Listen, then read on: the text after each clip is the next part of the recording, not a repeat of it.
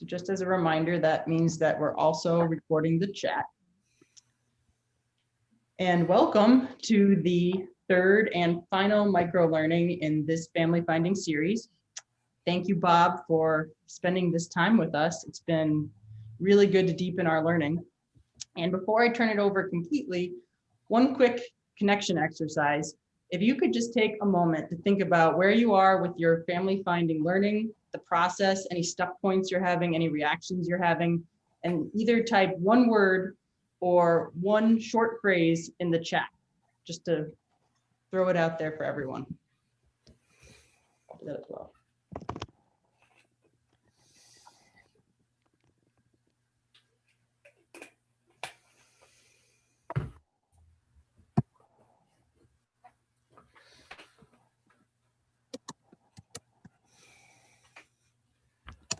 All right, thanks for doing that, everyone. And while we are completing that activity, I'm going to hand it over to Bob. So thank you and welcome back. Good afternoon, everybody.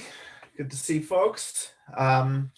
Today is, as Krista identified, is sort of the wrap up of the 3-session series. It was entitled Sustainability, so I'm going to keep along those themes, but it's going to sort of try to bring some of the themes together of our work, recognizing that 3 one-hour sessions doesn't get anyone to sustainability, but just sort of taking you along the path, right? So I think the first thing I wanted to do, let me share my screen, just so you have a visual sense of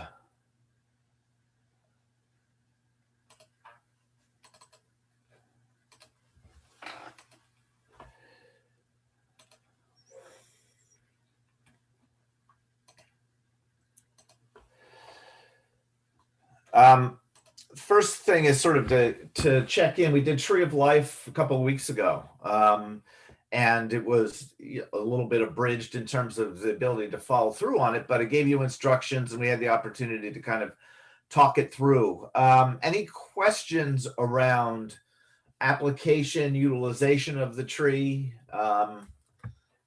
Anybody try it out so far and have an experience that they want to share? Just kind of open it up to the group and see what folks want to do, want to say, offer, question.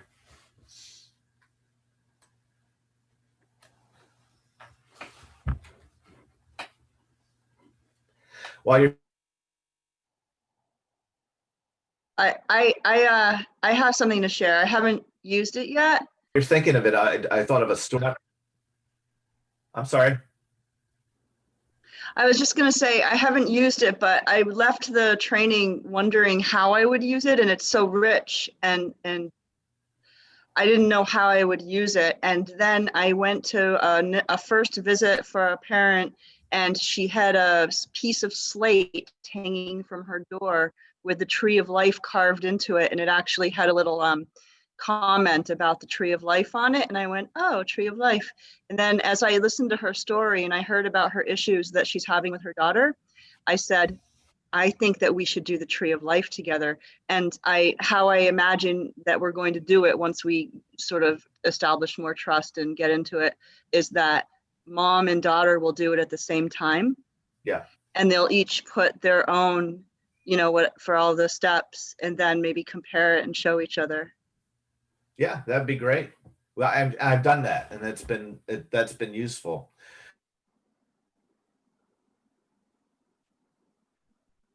I was going to share that room, and I was doing some sort of kind of administrative work with my assistant, and on the other side of the room was a colleague that was pulling together a grant that had to be out by like 5:30. This is like 3 o'clock on a Friday afternoon, and her teenage daughter was a freshman in high school, and school was out on holiday for that week, was there helping her out along with her daughter's best friend. And so they were doing, copying, sorting, stapling, that kind of stuff. And after a while, I got bored with it, and like gave one of those sort of very teenage things like, okay, mom, it's time to go kind of thing. And she's like, I can't, you know, I got a deadline, we got to do this. And so I looked at her, and I knew her daughter, you know, I met her twice or something. And so I didn't know her well. I mean, she knew who I was, I knew she was, but other than that, and I said, do you want me to do the Tree of Life activity with them? And her daughter's like, yeah, let's do something, let's do that. So I got them, her and her friend, each kind of a big flip chart paper and some markers, and centered them. It's about 4 o'clock or so. And at 5:10, mom says, okay, we're done. We can go. I got to go pick up your little sister because, you know, she's going to be finished with daycare soon. And she said, well, mom, we're not done yet. And so I went all the way through the activity with her and her best friend. And like 6 years later, she's moved to 3 different places. She's been in 2 different colleges in multiple states. She still has the tree up in her room, and she adds to it. It's like part of who she is. She like reveres it. And it helps kind of bring all the pieces in her life together. It gives her a sense of, it almost helps fill her sense of identity by using that as a base. And from a sort of a practice perspective, I've seen the tree be used as sort of a reference point for doing planning and an ongoing sort of relationship base about who else have we added onto your list? Like, what new leaves do you have, right? Because the leaves are the people that are important to you, or they're new branches, things you are aspiring to, you're trying to reach out to. Or I discovered something about my past, I can add it into my roots. Or I'm doing something different now, I can add it into my ground. Or I'm a little bit more clear about who I am and what I value most, and that can go in my trunk. So it can be an iterative process, right? And it's a visual representation of it. It's not for everyone. Some people don't want to do it that way, but I think for folks where you'll feel, based upon your relationship with them, you'll get the experience and the opportunity to feel like, oh, this is a good tool and I can use that with them. Or there may be, just as I suggested last week, there may be questions you can extract from different aspects to help flesh out a little bit more information or identify areas of need that you can address. So I just have found it to be a really valuable tool in a lot of different areas. I wanted to share that. Anyone else wanted to check in about questions, clarifications, ideas about how to use it, those sorts of things? I really recommend you try it relatively soon. Otherwise, it'd be like, what was that tree thing again? And it'll be hard to call it up.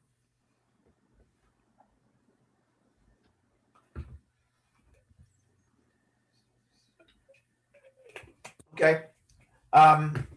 So Krista, why don't you launch the poll? We're gonna do a quick poll of a couple questions and discuss them. Boy, that was quick.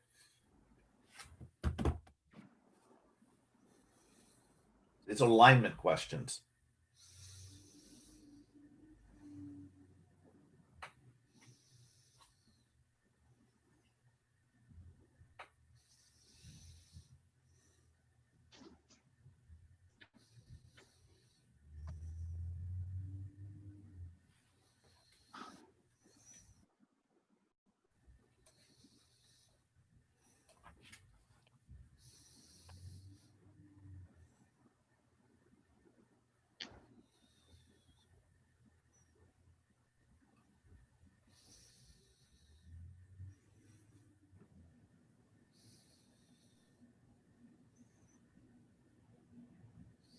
I'll give it another 5 seconds, then I'll close it up.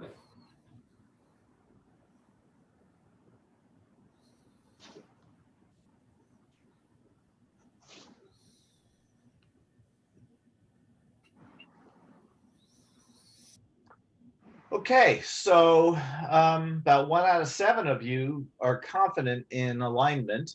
The vast majority know you have to work with it some, but you're not quite sure.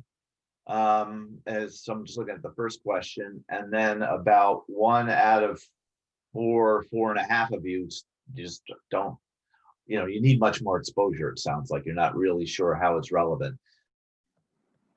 from an office or a team perspective, it's like, how do you keep talking about these things so that they're present? So if I'm in a supervisor role, what questions am I asking to help assess alignment?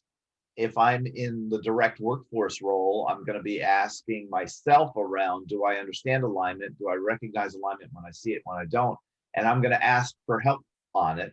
If I feel like if I'm more in the top part of the rating, then I'm going to practice by assessing it and talking about it, right?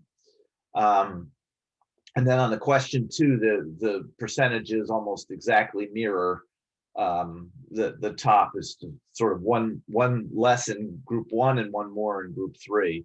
It's sort of the same kind of things. It's like, how do you put that into practice so it's really helpful?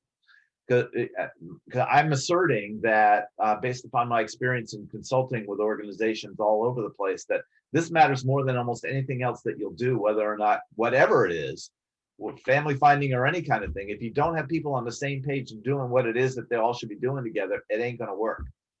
And so how do you get to that place where folks understand what it is and how to cooperate and work together? So it's a basic implementation concept, but we're really sort of applying it in our language and our thoughts around the belief that kin are the experts in the lives of their family and need to be at the table to conduct and participate and in decision making and plan determination ultimately, because you need a network of people for free and forever for young people to live and thrive and ultimately exit the system and stay out. And so if that's what's most important, then how do we get there? And so the good news is that in both polls, about 2/3 of the group feel like you understand the concept and you're not quite sure exactly what to do when it's lacking. So then that takes some practice. And of course, then you have to know what to practice so that it raises those kind of questions. Perhaps there's something that we can do on our end, Barb or Krista, that can help continue to address this with even just information to send or those kinds of things. And then for those of you that aren't sure about it, how do you seek people out who aren't more clear about it and help guide you and support you? I think those would be some of the organizational questions that I'd be thinking about when looking at the results of the poll. So thanks. Thanks for launching that. I think that's really helpful. Krista loves polls, and I can see why.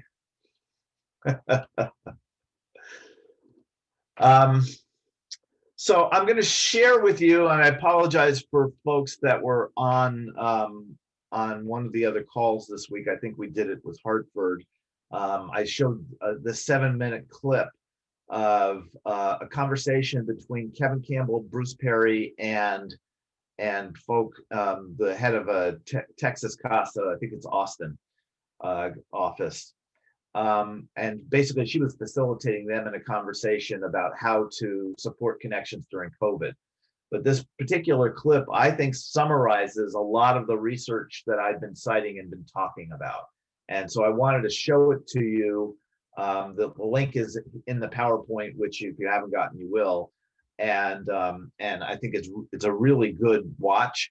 But I'm not going to, it's an hour and a half, so we're not going to do that. But I think for 7 minutes, it's something worthwhile to talk about. And it's also closed caption. So if you're in a place where you can't really pump your sound up or you're having sound issues, then you can still watch it.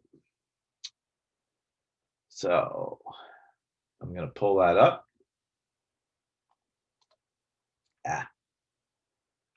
New share.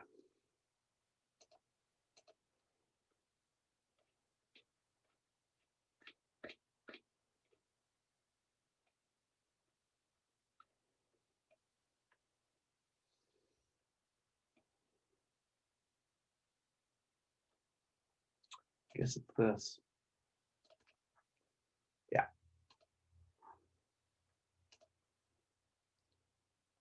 All right, so here we go.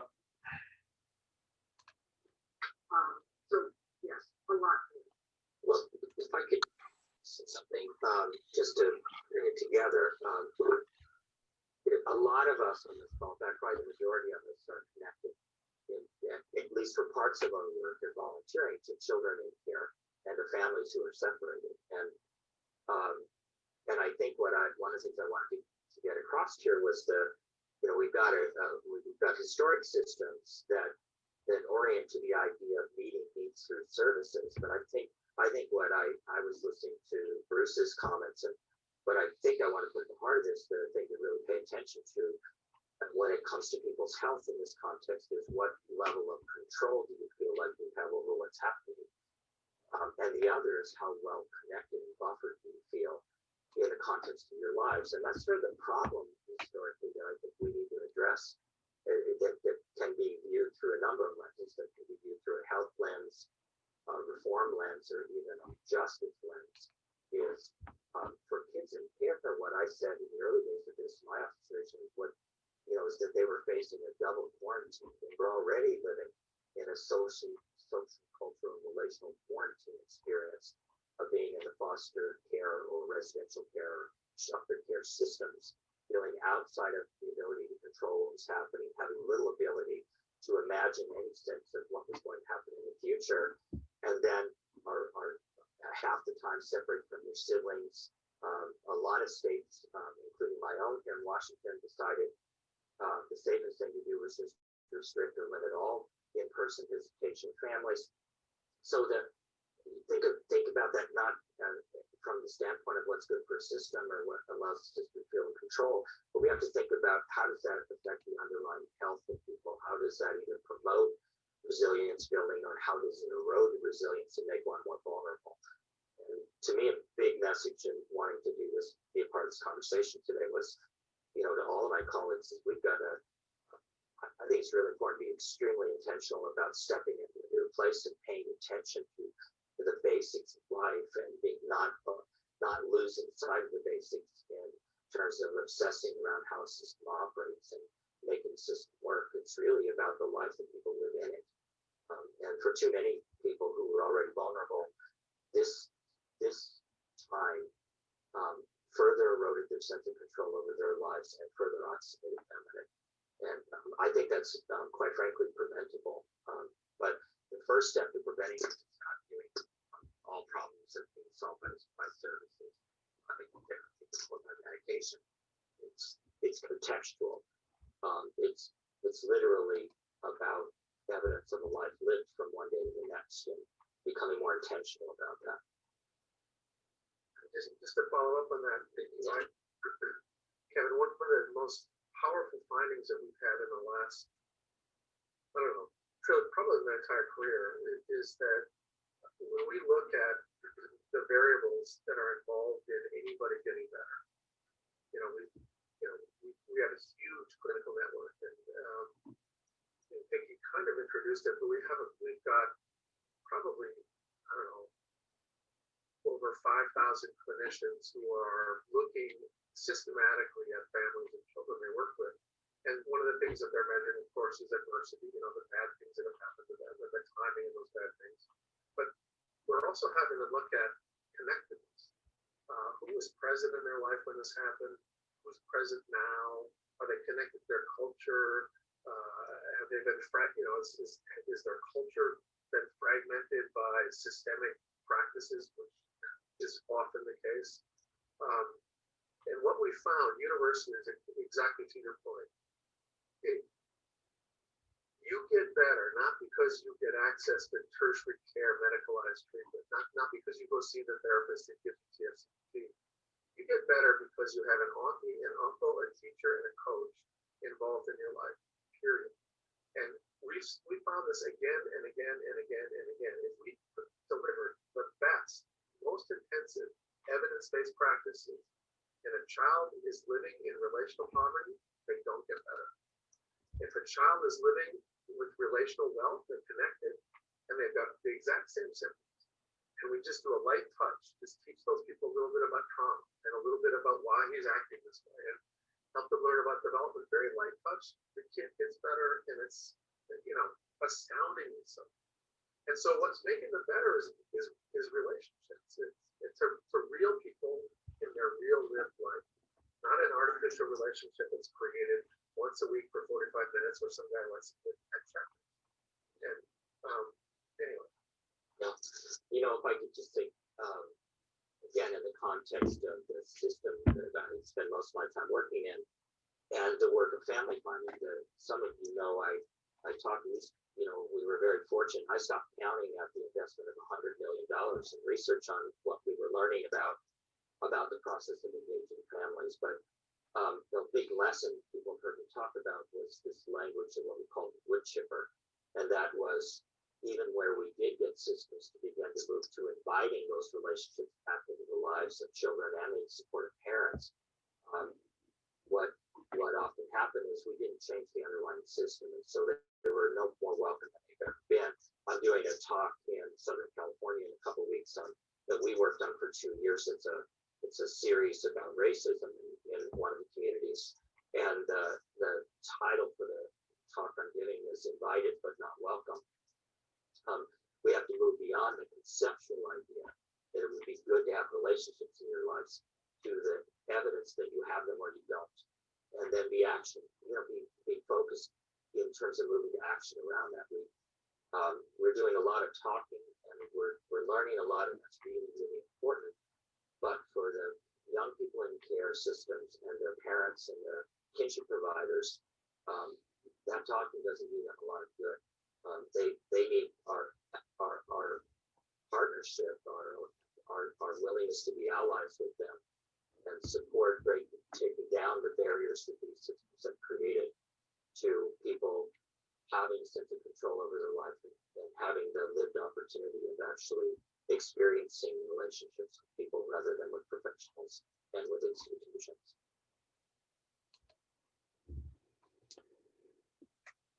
Okay, so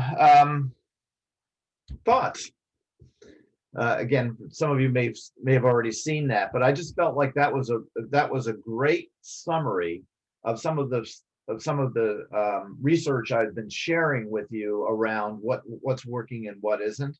And so Bruce Perry's got a huge financial investment into neurosequential development and you know, thousands of people doing trauma-informed practices. Like, he's got a huge both personal and financial investment. And he's clear, and he says astoundingly so, that what makes people better is relationships. It's not therapy. And so therefore the intervention is to make sure that people are in relationally rich environments. And anything that doesn't promote a relationally rich environment is contraindicated. So how are our systems operating and generating the sort of the disconnection of people, and how can they operate differently? And again, it's with that whole big system idea, a system shift idea in place, where we're going to keep people safe. Help keep families to keep their children safe rather than to keep people safe from their families. So I offer that as a conversation piece, and then I'll share a particular practice that we find really helpful in helping teams focus on the needs of young people. But I just wanted to open it up to the group for your reactions, your thoughts, your experience of watching that conversation.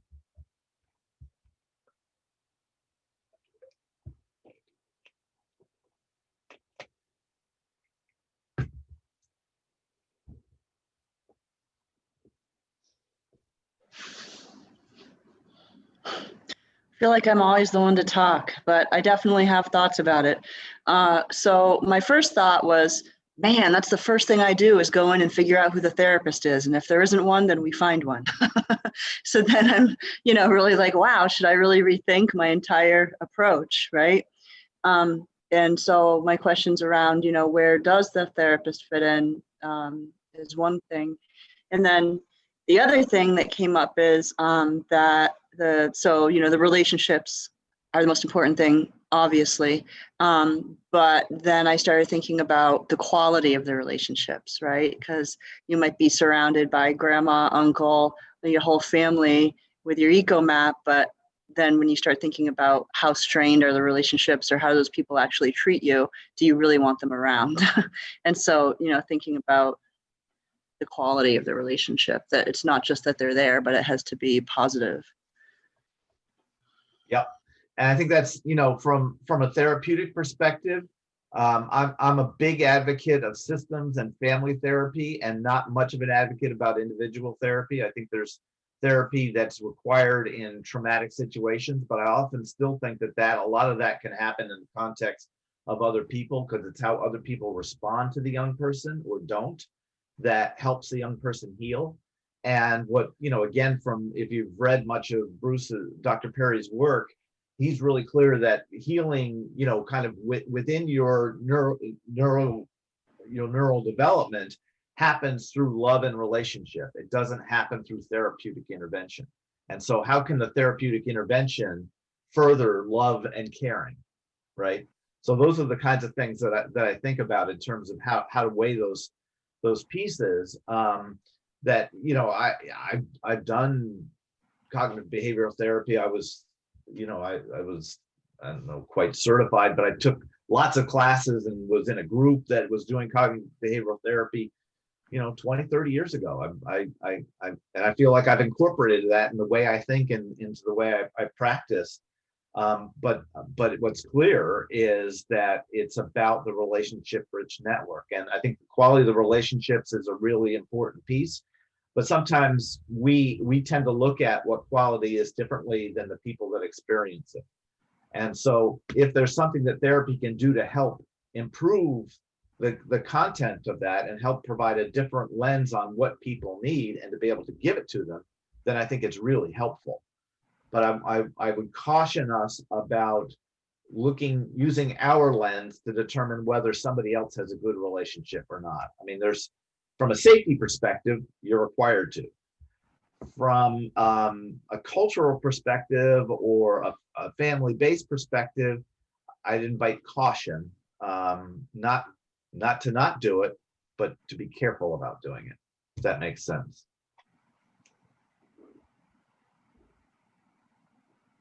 And yes, Christine, you always jump in almost first, if not first. And I appreciate your curiosity and your points.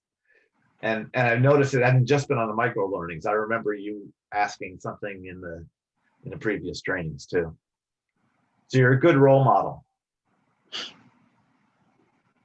Or I just hog all the time and space. Space hog. It's okay. Who else wants to jump in? Yeah, we're not exactly fighting you, Christine, for Yeah, first dibs. exactly. I waited. I always wait. Yep. Who's going to be brave like Christine?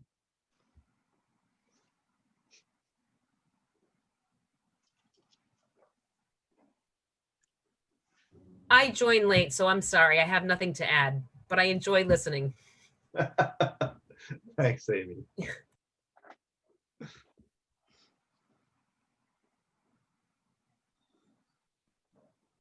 So it just gets to the question of how do we shift what we do and how we do it to make sure that we're not disconnecting kids from their relationships, and we're making sure that we're helping support the quality of them and the development of them over time, no matter how long they're in whichever part of our system. And I think almost everyone would say, I work hard and I can't finish doing the work I do on a daily basis. I'm always left with more to do, right? I think that's sort of a universal child welfare experience, almost no matter what role you're in. And so I think that invites the question, what are the things you're spending your time on doing? And are they working towards the development of relationship-rich environments or not? And if they are, I would deprioritize them.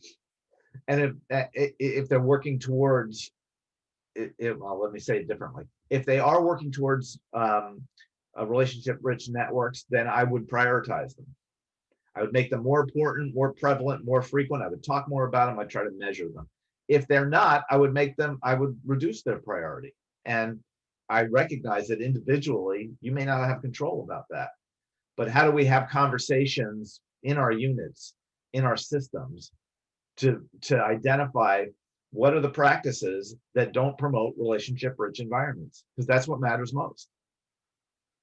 And if we find ourselves to be consistently in situations that don't promote relationship-rich environments, why is that? And is that just because of the way we've always done it? Is that just because it's more comfortable? Because we don't know who these people are. We know who we are. We know, we know a limited number of people, and so therefore it's safe. But a lack of relationship-rich environment is not safe, or relational poverty, as Dr. Perry identified. If you're in relational poverty, you are not safe. It doesn't matter where you live. You are not safe. So how do we know if somebody's in relational poverty? Do we talk about it? Is that a piece of supervision? Do we measure it? Or are we just measuring behaviors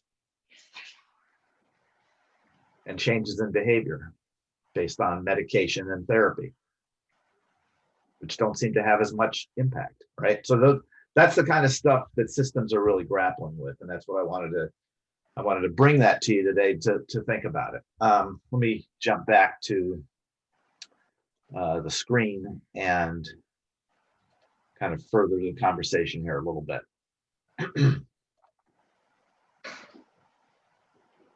So for any of you that participated with Kevin Campbell back in the day when he was initially teaching his 6 steps to family finding, you may have learned about the blended perspective meeting.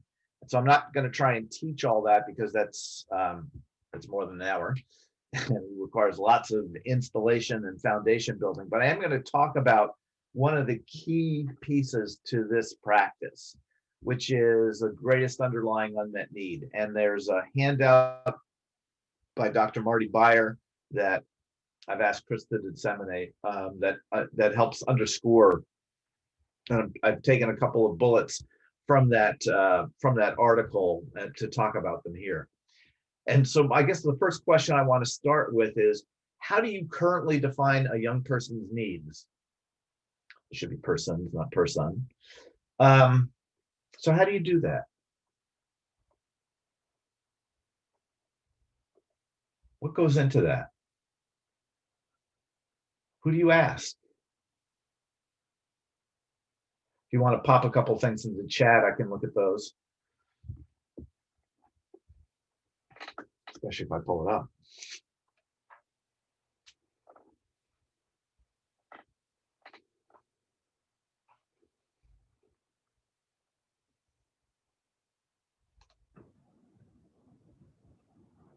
Hi, this is Carrie, and I'm in Bennington.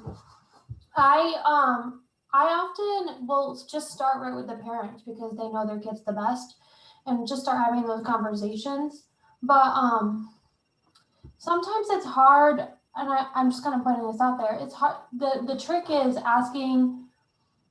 helping the parents understand what we're asking. I feel like so sometimes, especially if the kids are just in custody or something, the raw response is, well, they need to be home or something. So like trying to frame those, reframe the question in a way to bring it back to the kid, like all the time, home and not home and kinds of things, and asking them about what do they need to keep growing? What do they need to grow up to be who do you want them to be when they grow up? What does that look like? Those kind of things. Like going back to kind of the values thing that you kind of talked about with the family tree. No. Tree of life. Yeah. Those kinds of questions is kind of how I try to frame talking about what the kids need. So starting from the perspective of what your end goal is and then working backwards sometimes helps. Not all the time, but sometimes. Yeah. No, those are good questions. And I think the piece that I would add there is, if somebody says they need to be home, and I would say, all right, so tell me about what in the home environment that they get that helps meet their needs. So I want to kind of dive into what is it that they're getting when they're home, because there's some parts that may not be meeting their needs when they're at home too, right? So it's not just home, but what are the things that best meet their needs when they're home? And because what characterizes a foster youth from a non-foster youth is they're not home. So there's a piece of underlying unmet need that isn't being met because most people are raised by their parents. And they need to be around their parents because that's how they've identified it. Now, if their parents aren't safe, that's another matter. They need to be safe. And what's safe look like and what are those behaviors? But they also need some of the things that they were getting from their parents that now they're not getting, right? And it's also very hard. I mean, I really believe that other than killing someone, the most violence you can do is remove their children. So that's a very violent act that we do as a system to remove somebody's children. It's not just sort of a one-off, right? And so we're responding to dangerous situations that hopefully require us to do whatever that we're doing. But it's not because it's a neutral act.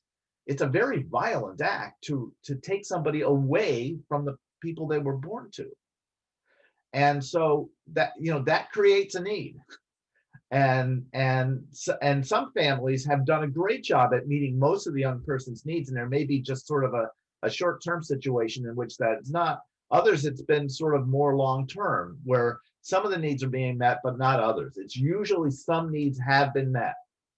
It's very rare that parents haven't met any needs.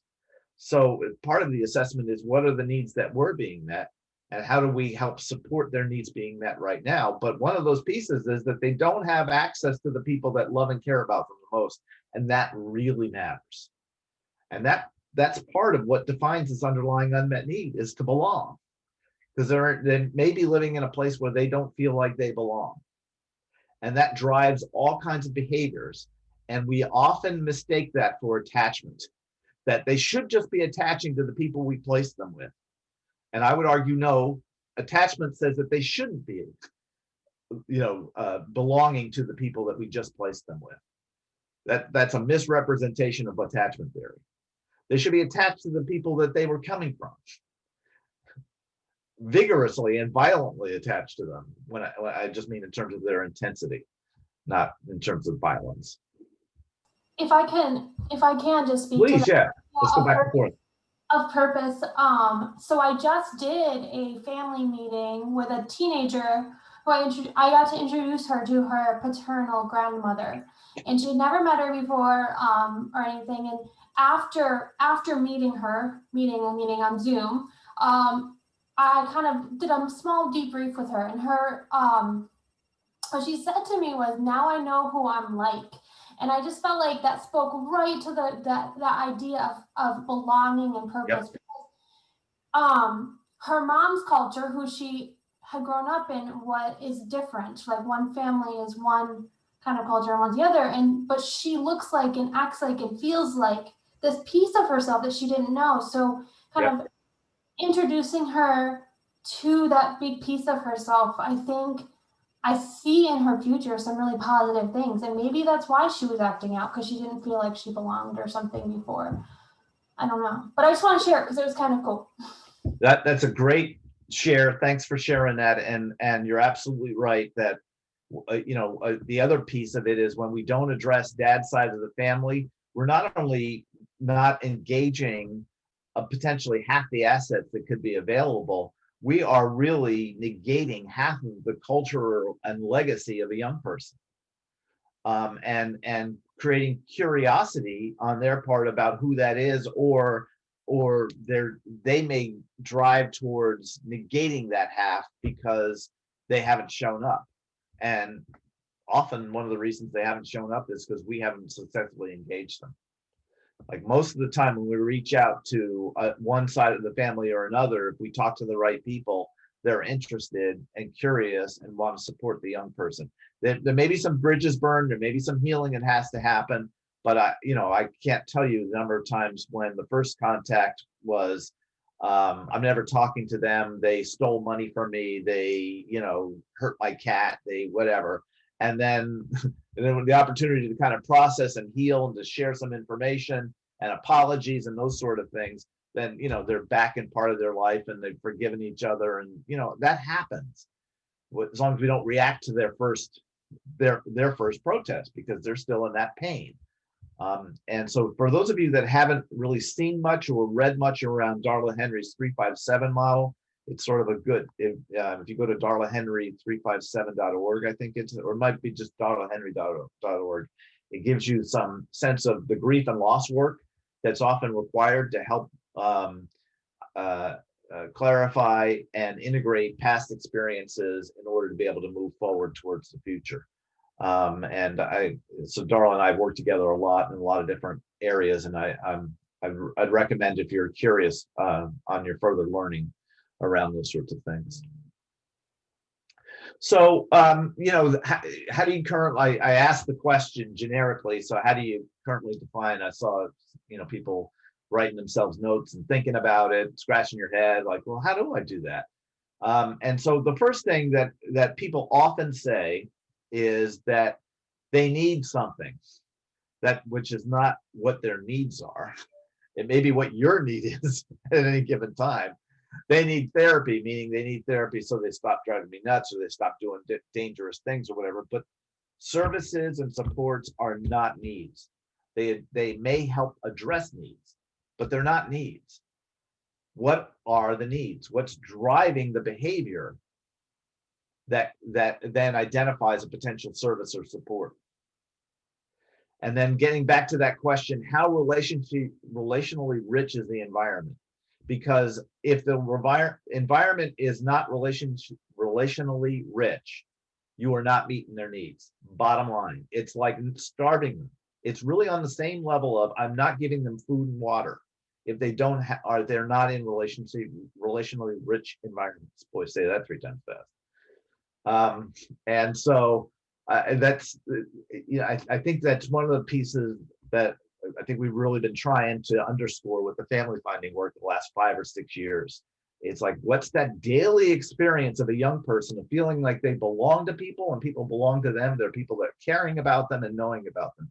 If you don't have that covered, don't worry about any diagnosis or any other, you know, trauma, anything, because that's going to drive all their behavior or most of their behavior. People need to belong. People need to feel like they matter. People need to feel like they're connected and they're important to other people. And if they don't, they're going to create attention, or they're going to distract, or they're going to be angry, or they're going to be dysregulated constantly.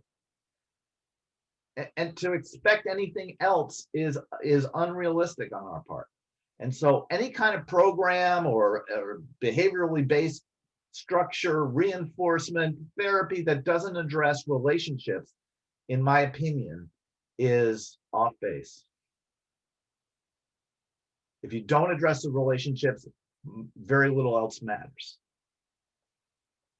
How's that for direct? Can you talk a little bit to like the components of relationship? Say more, but when you say components. Well, like when you say, you know, behaviorally, I'm thinking about the work I'm doing with one parent and like how she responds to her child's behaviors. Yeah. So like the way that she disciplines or the way, and so that's part of the relationship, right? But I didn't know. So then there's like also, but there's the I don't know, it just feels like maybe there's different components to the relationship, like how you love, how you discipline, how you, you know, I don't know what other parts there might be. And so, you know, I think part in any given relationship, especially the ones where there's going to be lots of interaction and feedback and areas in which it doesn't seem to be on course, then that's the opportunity to explore what is the need that the young person is expressing and how are we meeting it. And so somebody that's over disciplining or overreacting to particular behaviors, or maybe misconstruing behaviors, and whatever that they're doing furthers the behavior, you know, that's the opportunity to get it to create an understanding of what actually this is, the behavior is. And it could be, I want more attention from mommy. And so I'm getting on mommy's nerves all the time because when I have negative attention, I'm getting attention because then I know I matter. And what I'm worried about underlying that is sometimes I don't know where mommy is, or I don't know what mommy's doing, or mommy doesn't seem to be really caring about what's happening to me, you know. And so there's those sorts of needs, right? And so then I want to address that. in any given setting. And so that's that, you know, on an individual sort of, or a dyad or a triad of relationships, those would be the kinds of questions that I'd be curious about, and I'd want to unpack and help address, so that there's what the young person is expressing, they can better express what their needs are, and the parents or whoever these significant relations are can better provide and meet their needs without that being thought of as spoiling. Because meeting our needs is attachment 101. It's not spoiling. There's zero spoiling when meeting people's needs. Meeting people's every want, that's a different matter. But meeting people's needs is never spoiling, from my opinion. And so when you're creating a network of folks, having established as part of the meeting agenda an activity that summarizes the greatest underlying unmet need, you know, to create a statement that does that helps focus the group on the needs of the young person, and helps, I think, dissuade or fragments the energy sometimes towards blaming each other or trying to meet all the adults' individual needs. The group gets more collected and focused on meeting the young person's needs when you can organize a conversation that investigates and determines what young people need. And often what they need is they need to be loved, cared, and supported. Like, that's part of their need. It's not the whole need, but it's part of what's going on. And so how does that group collectively do it? And so if one of the family members is saying, well, they need to be with me, but not you all, and the young person is saying, I need relationships with you all, then it's like, okay, so how do we make sure you have relationships with you all? And then how do you prioritize people's interest in providing that on an ongoing basis, right? So then if you look at the intentional strengths work that we did earlier in the summer, and you combine that with the greatest underlying unmet need statement, you have a much richer set of information to drive your planning, rather than what do people want or what do people think is best for them. Often is the, in brackets, parentheses, but that's what's showing up. Bob, there was a comment in the chat that I just wanted to throw out to you. I think it's actually in more of a question in a sense. Yeah. So the scenario is, I have a family where the dad is in a coma and mom will not let dad's side of the family support this child. So only mom's side can help. And she mentioned that, I know you said that both sides should help support the child's needs. So in terms of family finding and thinking about case planning, what are your thoughts, Bob? Well, if the child is, you know, it depends what state or what's the custody arrangement. If the child is in foster care where the court has already defined, you know, some sort of custody arrangement, then mom doesn't have a choice. It's not up to mom. We're not asking, like I want to include mom in the conversation, but we're legally required to involve dad's side of the family. If it's not that, then a part of what I want mom to understand is, if dad's in a coma, their children need support to understand what's happening, and you know, may need to grieve depending upon where. I mean, they're grieving right now for the loss of his consciousness, and they may need further to grieve if he doesn't get better, whether he, you know, it becomes terminal or just is in a life situation which he really can't interact. And so they're going to need to connect with other people that do that. And so why wouldn't they have relationships with dad's side of the family to help grieve dad? That's part of what they need. And so I'm going to just keep at that. And I may give some other examples. Maybe there are groups of people that are in situations where one family member is in a medical situation or has passed away, and I want to expose mom. I mean, part of what mom may be doing is avoiding her own grief.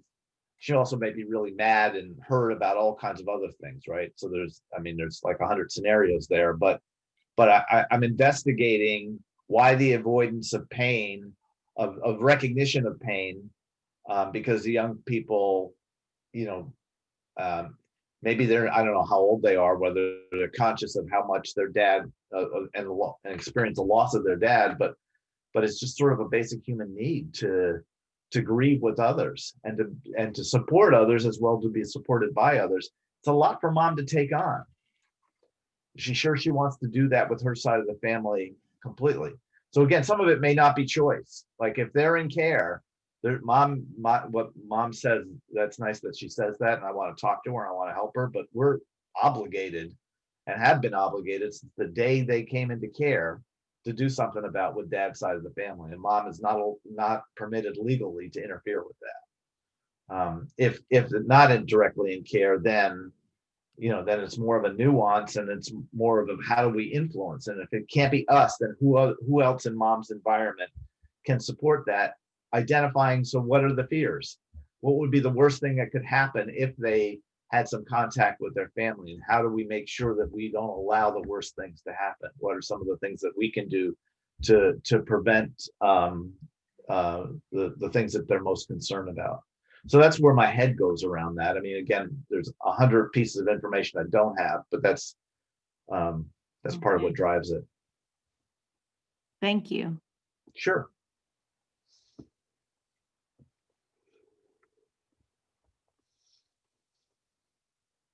So check out the article by Marty Beyer. I think it's really helpful, and whether you can actually bring this about as a group activity, or just at least be thinking about it and be asking other questions. So when people suggest, when you start asking about what young people's needs are, then people are suggesting they need structure, they need therapy.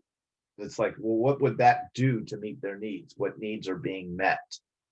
And just keep uncovering the question and driving towards their needs. And even the older the young person is, the more aware they might be of what it is that they need, and try to see if you can capture that in a statement. Because if you can capture in a statement, then it really drives the planning. It's like, how are we going to meet this young person's needs?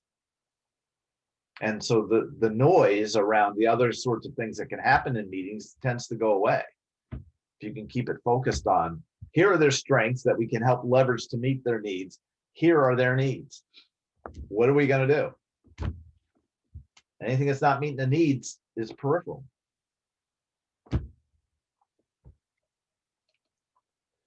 And so I wanted to briefly share calendaring. And the idea of calendaring is this is a group activity that folks can do, and you can get a basic big calendar from Office Depot, or you can get them donated or whatever. And the team can identify how they're going to provide sort of what Kevin and Dr. Perry were talking about. What's the level of contact? What's the life lived in the system, right? So how much contact is the young person having with the people that love and care about them? Because it's one thing to talk about the relationships. It's another thing for the young person to actually have the contact and experience of the relationships. So when are they getting phone calls? When are they getting visits? When are they going out with people? When are people witnessing what they do? And I know it's even more strained in this COVID world, right? So it's even, I think it's more necessary. And maybe there's other sorts of kinds of communication, whether they're electronic, FaceTime, that kind of stuff, their texts, their emails, their notes. There's lots of different ways to do it.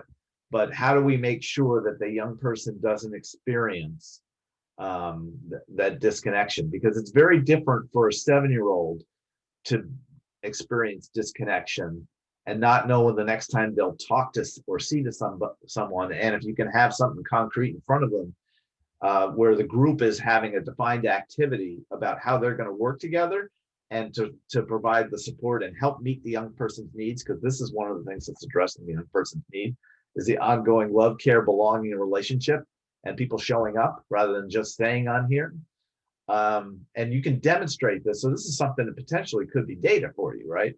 You can say that once we've instituted family finding and we've created a network, here's how the family is showing up. And here are the data points that tell us that, or not. And so you can take pictures of it and upload it into your systems, or just say, 25 of the 30 days, there was some kind of contact between somebody and somebody. And, it could be that sometimes it's too overwhelming for the caregiver. So the caregiver's voice is in there. And it's like, well, how does the family support the caregiver? Right. So we're all in it together. It's not that like there's a separate family meeting and a separate professional meeting and a separate caregiver meeting. It's like, that's the purpose of a network. So we're all working together for the same thing, to meet the young person's needs. And it helps, I think, dilute some of the other noise. And you're already doing some of these things, right? You're already having meetings between caregivers and family. It's like, how do you think about it differently, and how do you take advantage of those opportunities to meet and to create kind of common interest tasks that bring people together, and leverage what you're already doing, because many places aren't doing what you're doing there. In terms of the monthly caregiver meetings between caregivers and family. Like a lot of people aren't, a lot of organizations and states aren't doing that. So keep that up. That's good. Chris, it's 10:50 or 1:59. Time flies when you're having fun. It is, it's towards the end. So if there are any last comments or questions, feel free to ask those. I'm going to be putting an evaluation in the chat. So if you wouldn't mind taking a minute, it's a really, really quick one, to fill that out. There will be another series of family finding micro learnings in the spring. So this will be a really good way for us to know what you'd like more of, what you'd like less of, what you'd like to stay the same, what you'd like to have different. So if you'd take a moment to do that, that would be very helpful. And true to Bob's training, because I learned this from Bob, if we could all unmute for 3 seconds and give Bob a shout out, thank you for doing all of this learning with us. Great. So Thank you. thank you, Bob. Bob. Thank you, Bob. Thank you. Man, Bob. Been lovely. Thank you. Bob Friend is our friend. Yes, I am. Thank you so much, Bob, for helping us deepen our learning around family finding.